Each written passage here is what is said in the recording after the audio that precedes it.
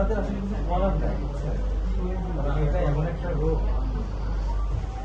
ওনারা কিছু করতে পারবে না। করার নাই, আমরা করতে আইন আছে করার নেই। আমি বলরা দিন যে অন্য লাইন বিনা যায়, আমি অন্য লাইন করতে পারি, আমি লাইন করতে পারি। 4 মাস পর লাইনগুলো এক বছর খাইলে আপনার অনেকটা ভালো হবে। 4 মাস পরে অনেকটা কমিয়ে আসবে।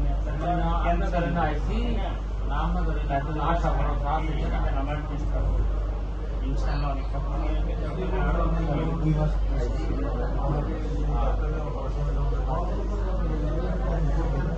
আমাদের রুটিন কাটডাউন করতে